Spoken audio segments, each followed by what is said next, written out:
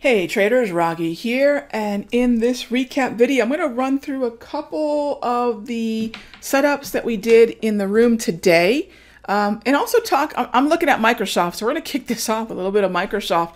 One of the things that I mentioned yesterday to the room is that going into earnings, which came in obviously today after the bell, we had a very nice inside candle after a brand new high. And one of the things that we talk about is the impact earnings have on futures traders, especially heavily weighted names. You know, when you're a futures trader, you can't stick your head in the sand when it comes to stocks that will have a bearing on your futures contracts.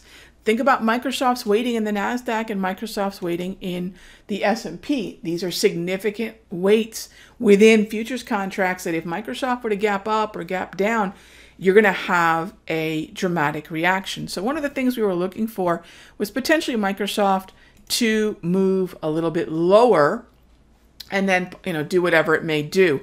I was looking at pricing some out of the money puts. We ultimately decided not to go with it, but we weren't looking for Microsoft to, set anything on fire and go long. If anything, we were a little bit more neutral to slightly bearish on the strategy, and these are different strategies that we'll talk about in the room. We don't do a lot of options. The option strategies come very organically from the conversations we have about key names that are going to affect our futures world. So I just wanted to mention that, when you understand the futures market and then understand stocks that are heavily weighted within the contracts, it just opens up the market to you, and that's super exciting stuff. So a little bit initially bearish to neutral on Microsoft, and there's certain strategies that we look for. I'll talk about more of that in the premium video.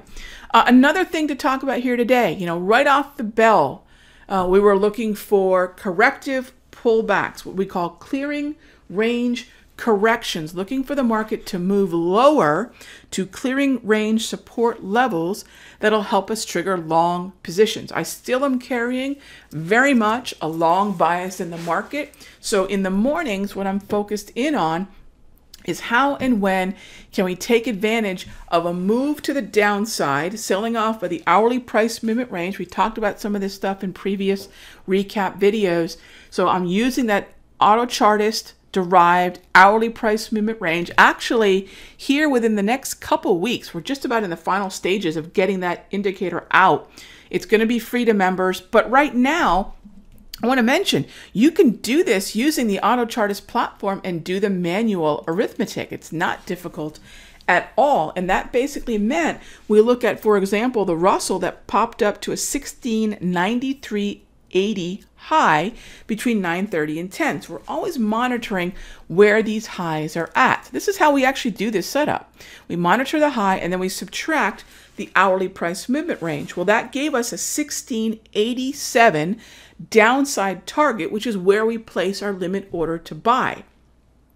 And then we look also at a couple other what we call breach trades. Well, the Russell triggered off 3 different buys today on its way to and through 1700. Let's use another example because this wasn't isolated to the Russell and small caps. We also had a similar opportunity in the S&P, which is a much more choppy market. So what happened here? We had a 2812 high, 2812.75, and from there we had projected support levels at 2804, 2801.75, and 2798.75. Those are all levels from which we will place a limit order to buy. So once we've identified these projected lows that we do between mostly 9:30 and 10, but it's really for the whole hour, 9 to 10 o'clock.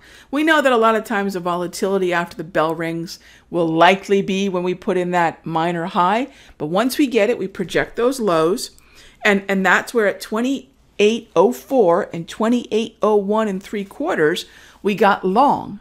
And then we look for the price movement range follow through subsequent to that entry, meaning that if we move up higher by about 8 3/4, 11 or 14 points on the other side of this morning resistance, we can look to take profit off the table. And that's something that we did closer to the 28.12, 28.13 level today. So even in a choppy market, when you play exhaustion, it positions you for a very good risk reward. So think about being patient, waiting for a clearing range correction and taking advantage of what seems to be what might on face value look like a weak market, but it's really a market sort of hunting and finding where those buyers, where that bid, where that support is at, and you position your trade there. So there's two examples there of what we've got. I was looking for a little bit of weakness in the after hours because of Microsoft, so we were a little bit more aggressive about looking for that exit, most especially in the long NASDAQ